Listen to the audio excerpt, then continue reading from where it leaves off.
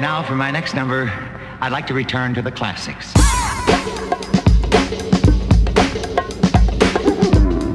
Product of the 90s on the beat, on the set, nigga. Oh, my goodness.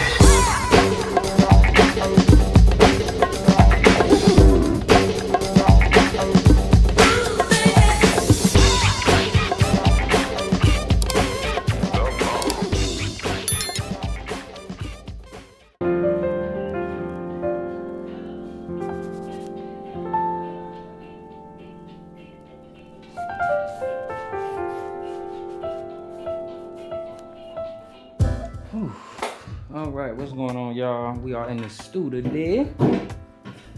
It's good seeing and being with you guys, man. I'm working on a couple things. So I started this sketch that I really like. I don't know if you guys can see it very well, but it's of this little boy, and he's like hanging. Looks like he's hanging on some monkey bars. So.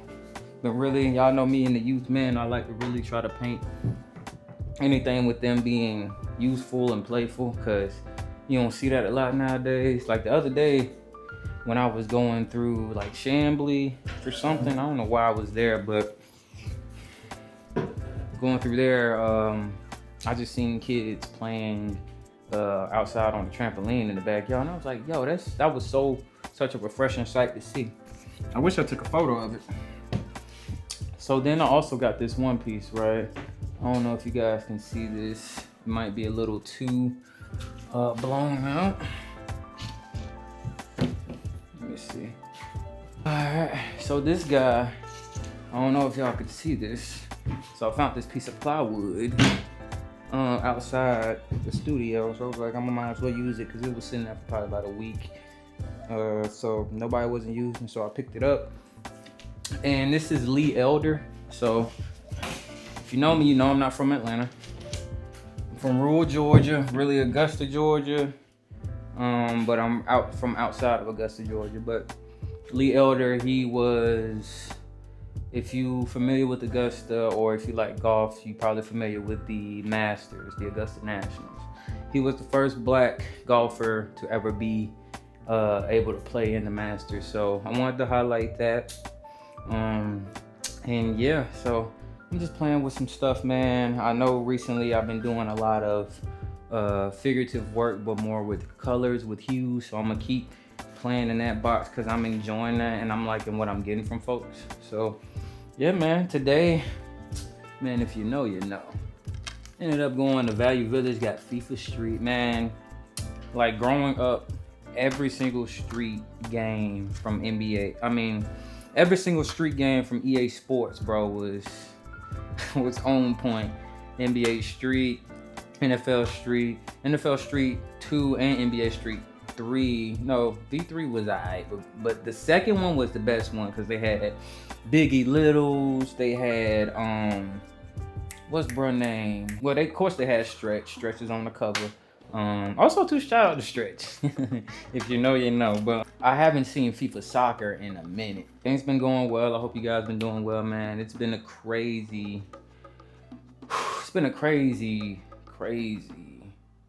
period. Crazy phase, I would say. Very eventful, man. So not too long ago, I ain't never even spoke on it, but my vehicle, man, Dusty is gone. He is gone. And the shit really broke my heart because I had so much hope in Dusty. But it was time to pivot, but it really let me know what I liked and what I didn't like. So really, man, I'm gonna be 100. Like for the past few months, I've really been hustling and I've been exhausted. Like the month of September, I started doing Uber, man, and that was killing me. Don't get me wrong too, like for the Uber drivers out there and everything, like Uber's cool. Like it's a cool hustle, it's something smooth to get, but I feel like it's definitely best when you have a vehicle. If you don't got no vehicle and if you're renting through Uber, they gonna kill your pockets. It was just exhausting, man, always having to get up and do rides, and I'm trying to get to the stool, but then I got clients, work that I need to edit, so it was a hard balance. But when I had my vehicle, I really didn't need to do all that. And the only reason I did Uber was honestly so I can have the convenience of having a car.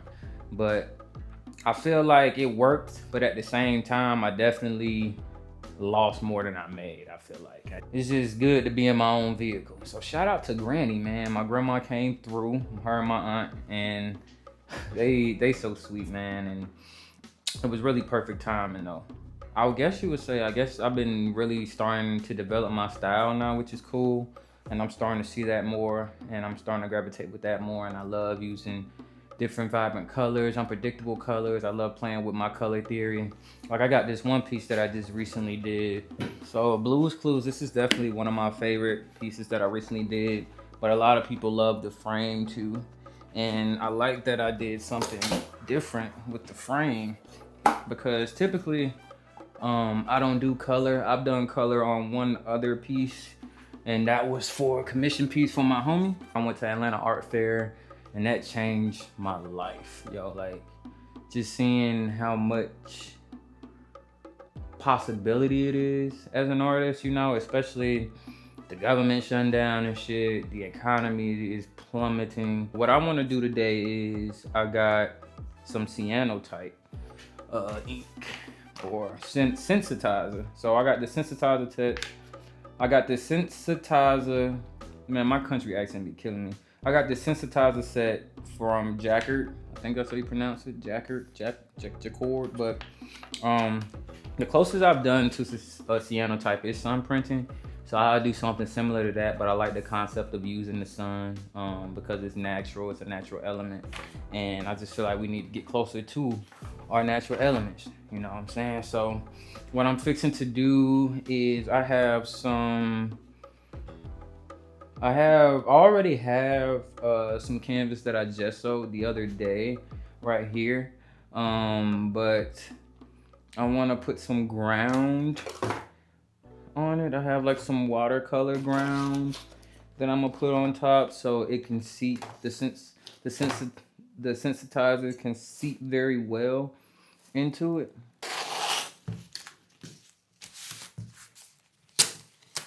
So I'm gonna put some ground on here, let that dry. And then finna print out this cyanotype. How much time we got today? So I ended up going to Dollar Tree. I figured like, I was like, at first, so on this packet tells me to fill both containers with water. And I'm like, do I really want to do that? Like filling both up with water, because I know I ain't gonna be able to use them. I'm not trying to use everything today. So I'm like, let me get a container and put some of this shit in here, so.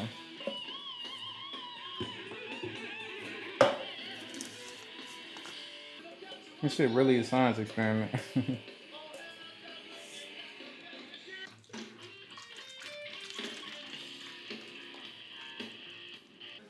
Today we're gonna be getting into cyanotyping, man.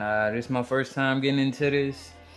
The closest I've done to this was sun printing. So I made this chemical yesterday with the solution A and solution B.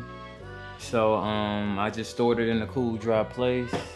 I printed out my negatives. The sun, it looks like it's actually coming out. I was checking it yesterday and it was real gloomy yesterday.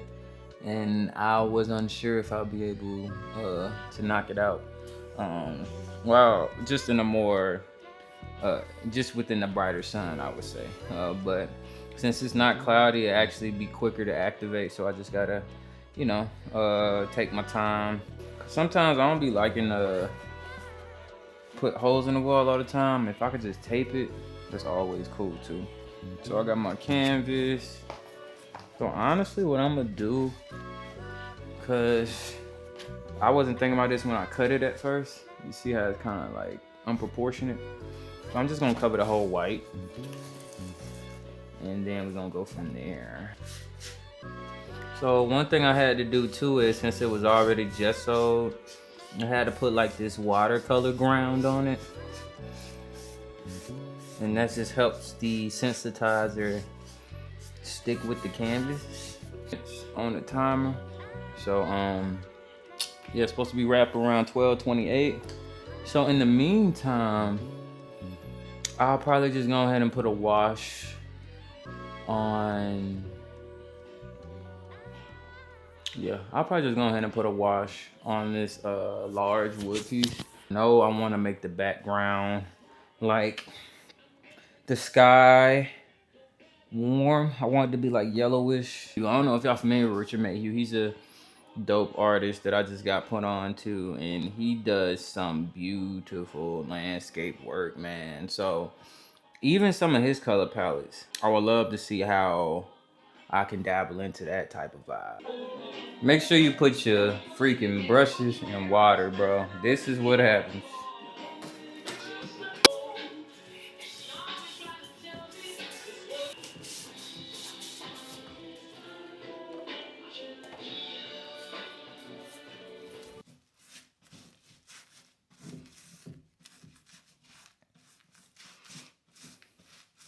The Sandflex, I ended up getting some canvas. So it turns out the canvas right here, this canvas is good, but it needs to be unbleached for it to seep this desensitizer. I cannot say that word.